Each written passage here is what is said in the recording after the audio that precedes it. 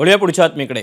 विधानसभा निवडणुकीत भाजप सावरकर मुद्दा पुन्हा समोर असल्याची माहिती सूत्रांनी दिली आहे। राहुल गांधी उद्धव ठाकरे यांची कोंडी करण्याच्या माध्यमातून प्रयत्न आहे। सावरकरांच्या कथित अपमानाचा मुद्दा भाजप प्रचारात आणण्याची शक्यता आहे।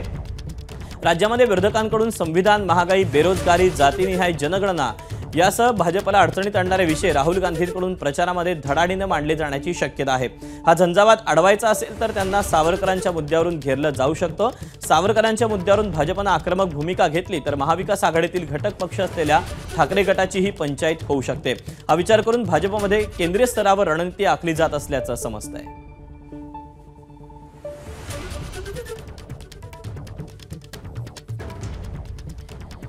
तेव्हा सावरकरांच्या कथित अपमानाचा मुद्दा आता भाजपकडून निवडणुकीच्या प्रचारात आणला जाण्याची माहिती सूत्रांकडून मिळते। विधानसभा निवडणुकीमध्ये भाजप पुन्हा एकदा सावरकरांचा मुद्दा प्रचारात आणणार आहे। राहुल गांधी आणि उद्धव ठाकरे यांची कोंडी करण्याचा प्रयत्न या सगळ्या पार्श्वभूमीवर असणार आहे आणि त्यामुळे या सगळ्या पार्श्वभूमीवर आता केंद्रीय नेतृत्व आणि केंद्रीय स्तरावर याची सगळी रणनीती आखली जाते अशी माहिती आता सूत्रांनी दिलेली आहे।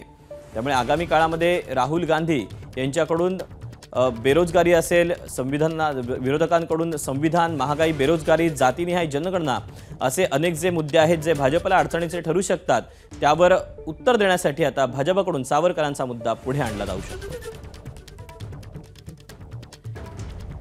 दरम्यान सावरकरांच्या मुद्द्यावर संजय राऊत काय म्हणाले पाहूया।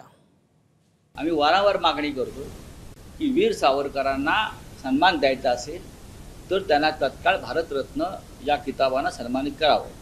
तुम्ही अनेकांना दिल्यात भारतरत्न, मला त्यांच्यावर टीका करायची नाही, अनेकांना म्हणजे ज्यांची नावही माहीत नाहीत आम्हाला, असे तुम्ही लोकसभा निवडणुकीआधी अनेक राज्यातल्या नेत्यांना भारतरत्न दिलं जे राज्यस्तरावरचे नेते आहेत। पण स्वातंत्र्य लढ्यातला हा महान नेता, क्रांतिकारकांचा शिरोमणी वीर सावरकर यांना राजकीय रणनीती वगैरे जे काय आहे ना हे जरा शब्द थांबवा, भारतरत्न द्या आणि मग आमच्याकडे या। एबीपी माझा, उघडा डोळे बघा नीट।